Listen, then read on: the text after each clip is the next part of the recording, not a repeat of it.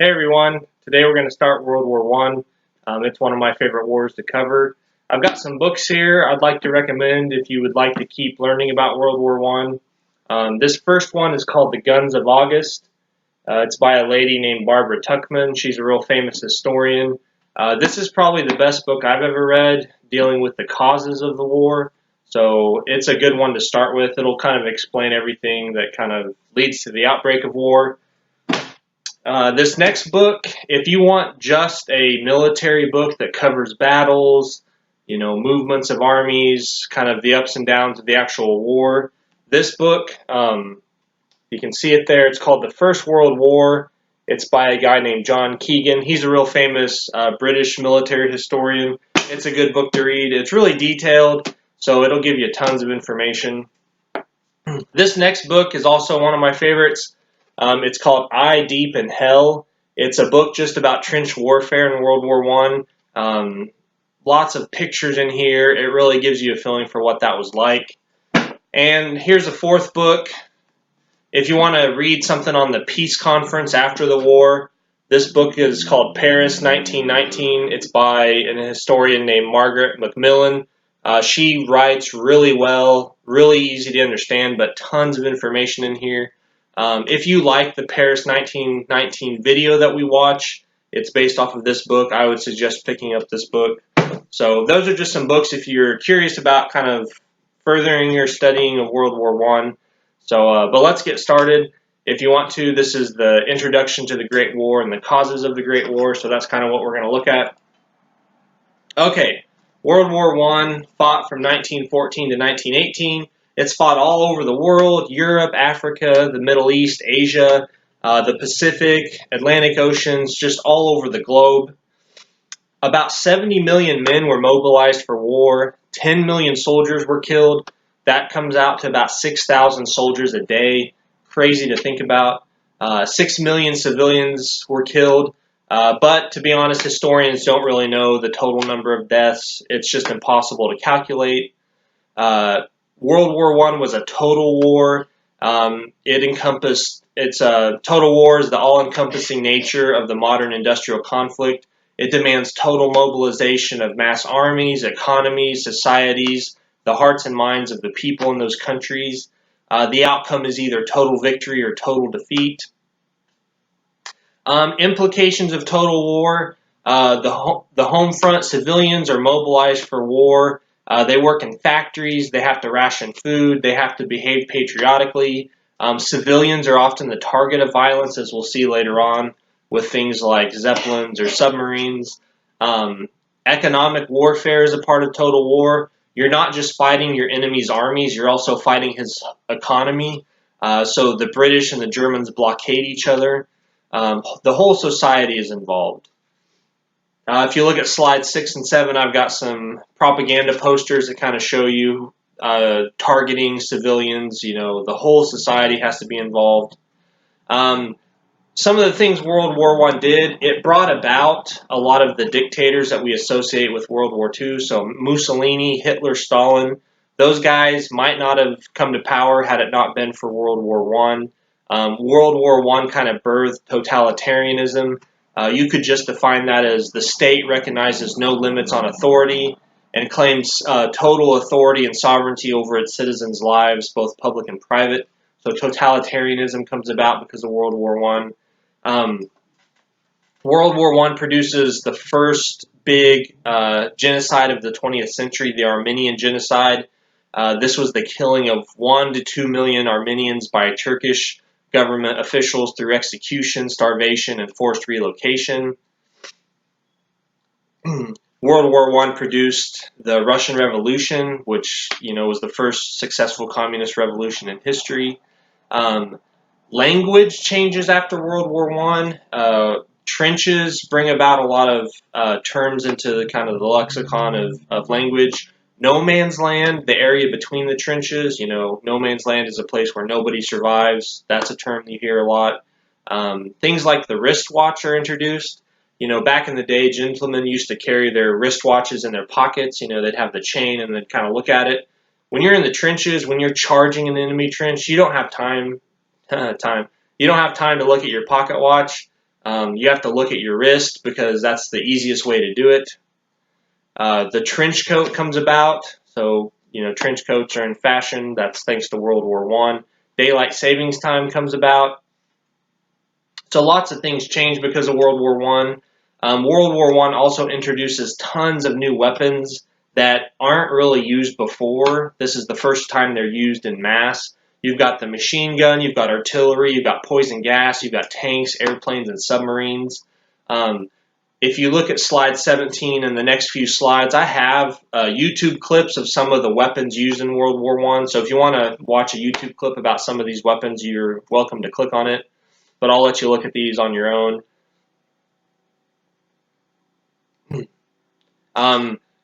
After the war, the Paris Peace Conference was called into session. Basically, the winners of World War I had to create a lasting peace. So they met at the Palace of Versailles and they kind of hammered out a peace agreement. They totally changed the makeup of Europe. Look at slide 28. On the left side, you have a map of Europe before World War I. On the right, you have a map of Europe after World War I. You can see how everything changes in Europe. Huge empires like Germany and the Austro-Hungarian Empire are divided up. All these new countries start popping up: Poland, Czechoslovakia, Yugoslavia. So World War I totally changes the geography of Europe. A lot of historians believe that if you hadn't had World War I, you never would have had World War II. World War I leads to World War II, and I tend to agree. There's a lot of unfinished business after the war, and once we get through the war, you'll see that, hopefully, and you'll see how World War II was kind of a continuation. It's almost like the 1920s and 30s are halftime. World War I was the first half, nothing was decided, so we've got to play a second half and figure out how things are going to turn out. Okay, what I want to do in the rest of this slideshow is talk about two areas in Europe that lead to World War I. The Balkans and the German Empire. So if you look at slide 30, I've got those areas circled. The Balkans and the German Empire. Those are going to be big players and kind of the causes of World War I. So I'll talk about the Balkans first, and then I'll get to the German Empire. Now, you can see that there's this thing called the Ottoman Empire that kind of bumps up against the Balkans. The Ottoman Empire is a Muslim empire that was founded like in the 13th century, and it's been growing throughout history. If you look at slides 31, 32, 33, 34, 35, and 36, you can see how over time the Ottoman Empire grew out of the Middle East, came to control North Africa, and a lot of Eastern and Southern Europe are under Ottoman control. That's important because what ends up happening is there's this tiny country of Serbia that plays a huge role in starting World War I. Serbia is in the Balkans. Serbia and the Ottoman Empire have a long history of fighting each other. June 28th, 1389, 700-800 years ago, the Serbs and the Ottomans fight each other at the Battle of Kosovo. Now, the Ottomans are victorious. They defeat Serbia. A little while later, in 1453, the Ottomans defeat Constantinople, so you have the fall of the Byzantine Empire. So basically, the Ottomans make their way into Europe. Serbia disappears from the map in 1459. So Serbia used to be a country, it's gone. There's something called the Great Migration. Basically, large numbers of Serbs migrate throughout the Balkans. So that area of the Balkans, there is a country named Serbia, but there's a lot of Serbs living throughout the Balkans because of this kind of great migration that happens when they're defeated by the Ottomans and the Ottomans moving into the area. That's important to remember. Now, eventually, Serbia becomes a country again. It disappeared from the map, but the people were still there. They still remembered their history. They had their language, their culture. So even though it disappeared from the map, it's still there. In fact, the Congress of Berlin in 1878, they recognized Serbia, so Serbia shows back up on the map. But here's another thing that happens. There's this territory called Bosnia and Herzegovina. Now, this is a territory that has a lot of Serbs living in it. So Serbia wants this territory for themselves. and also this would allow them access to the sea, which Serbia also needs because they're landlocked. But Bosnia and Herzegovina has traditionally been ruled by the Ottomans, but in 1908 the Ottomans undergo this, it's called the Young Turk Revolution. There's some young politicians in Turkey, the Ottoman Empire, that basically start a revolution to modernize the Ottoman Empire. Basically, Ottoman Empire is in a little bit of turmoil in the early 1900s. So Austria-Hungary, this huge empire, sees this as their chance to annex Bosnia and Herzegovina. So if you look at slide 45, you can see Bosnia and Herzegovina go to Austria. Now, Serbia doesn't like this because Serbia has a lot of people in Bosnia and Herzegovina. So Serbia wants this land. Now, there are some wars in the Balkans. They're called the First and Second Balkan War. Not very fancy names for them.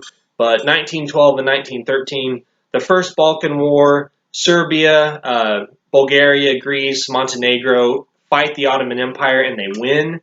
Then the next year, Bulgaria gets upset and attacks its former Balkan allies. Bulgaria gets defeated. So there is this little war or series of war that happens in the Balkans before World War I, but it was just mostly a localized affair. Okay, so I'm going to switch to the German Empire now. Just remember some of that stuff because it's going to come up here later and it's going to be important.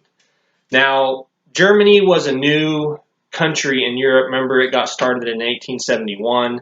Otto von Bismarck founded the German Empire basically through his wars of unification, the Franco-Prussian War being the last one of those.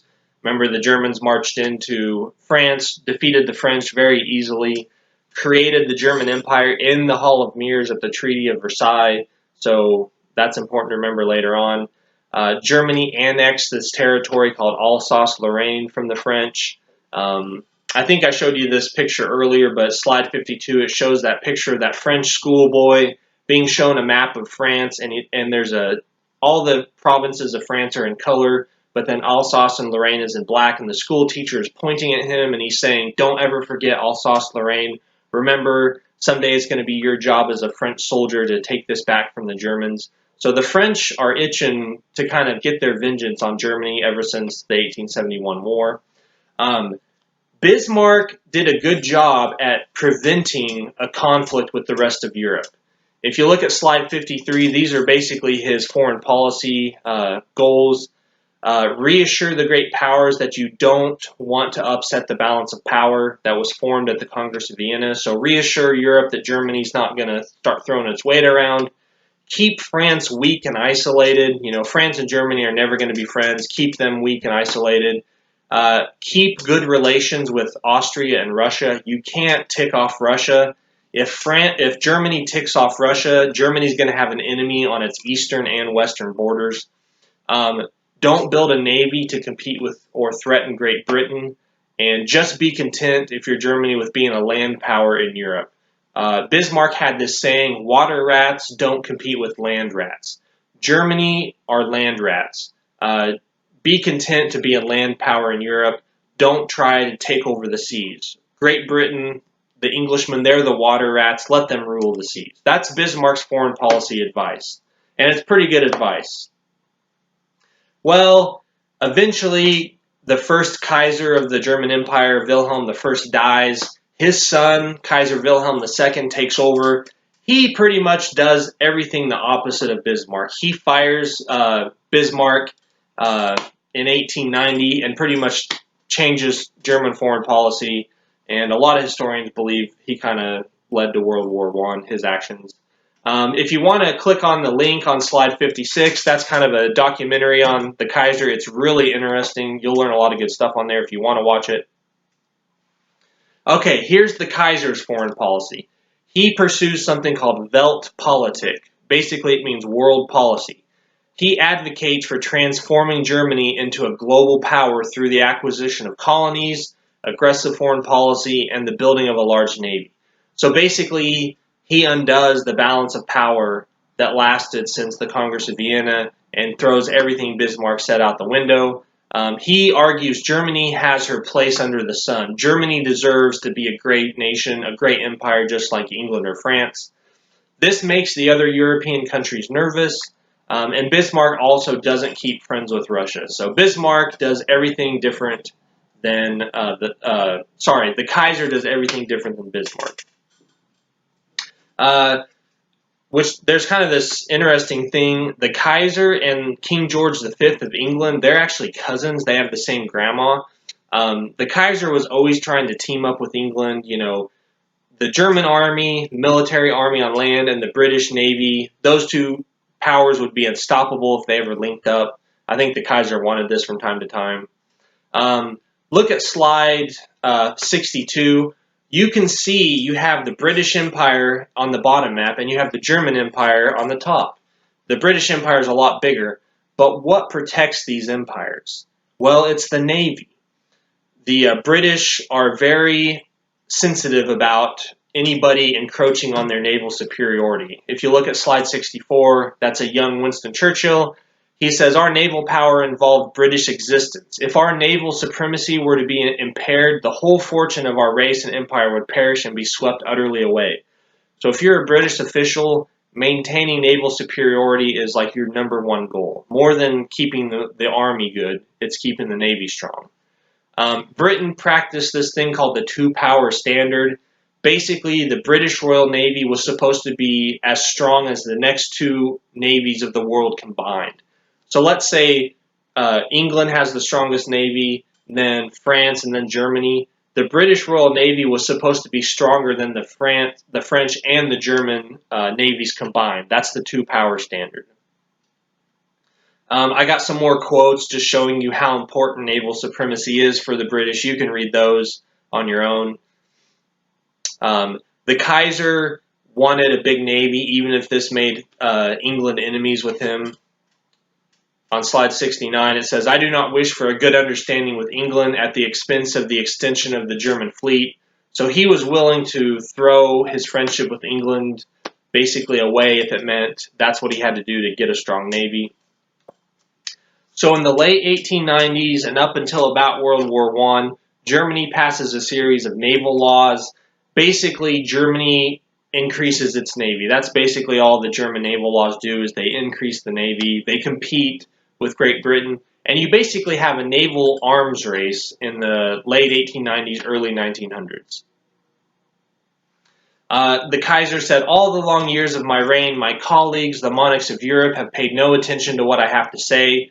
Soon, with my great navy to endorse my words, they will be more respectful. I think that's a great quote. The dreadnought is kind of the coolest, newest weapon of the era. If you look at slide 72, I got a picture of it. If you want to click on that link, it'll show you a YouTube video about dreadnoughts. Dreadnoughts are just ships that are bigger. They have bigger guns, they're faster, and they have more armor. They are the coolest new military toy on the market. Britain develops the first one in 1906, and pretty much every country after that decides they have to have dreadnoughts. So you have a British naval arms race with the dreadnought. The British obviously have the most, but other countries start building them. There's another thing that happens. This is, you might not have to remember it, but there's this thing called the Kiel Canal. I got a picture of it on a map of it on slide 73. It basically allows the Germans to move their navy quicker between the Baltic and the North Sea. You can see they don't have to sail around Denmark anymore. They can just cut straight across. This just meant the German Navy could be a little bit quicker responding to things. If you look at slide 74, that's a political cartoon basically showing the Kaiser as a sea serpent, and the British guy is in the boat there. You know, the Germans threaten the British. That's basically what that is saying. Some other things the Kaiser does. You have these things called the First and Second Moroccan Crisis. Basically, the French have colonies in Africa, and they kind of have, a relationship with Morocco. The Kaiser starts sticking his nose in their business. He starts rattling a saber. He sends warships to Morocco to kind of show how tough he is. All this basically does is it drives the British and the French closer together. The British and the French traditionally have been enemies, but once the Kaiser starts rattling a saber, the British and the French feel like they kind of have to team up to kind of keep Germany in check. So that's the important part of the Moroccan crisis. It drives Great Britain and France closer together. In 1910, sorry, I'm getting ahead of myself. King Edward VII, he goes to France in 1903. The Kaiser complains, everybody wants to go to Paris, but nobody wants to come to Berlin. He goes there and basically starts a treaty, friendship with the French. Leads to the Entente Cordiale, this treaty of friendship. In 1910, King Edward VII dies, and this is really strange, but in 1910, all the monarchs of Europe that are going to fight each other in 4 years, they're there. If you look at slide 81, there's Kaiser Wilhelm II on the top. His cousin George V is below him. Off to the right is King Albert of the Belgians. He's going to be fighting pretty soon. So it's weird. In 1910, all of these monarchs get together for a funeral. Their family. And then 4 years later, they're killing each other. It's really strange, but that's how things work over there. Real quick, I just want to tell you about the Austro-Hungarian Empire. If you look at slide 83 and 84, slide 83, you just see it on the map. You're like, oh, that's Austria-Hungary. They're a country. But then look at slide 84. Those are all the different ethnic groups in Austria-Hungary. Austria-Hungary is not a very united country. The German-speaking Austrians are the minority, and they rule the rest of the empire. Most of the soldiers in the Austro-Hungarian Empire aren't German speakers. They have to memorize like 80 commands in German. So they often speak other languages. So Austria is not very unified, and they're going to be one of the main players in World War I. Okay, I'm going to stop there. I'm at slide 89. So next video, I'll start with the military plans that kind of lead to World War I.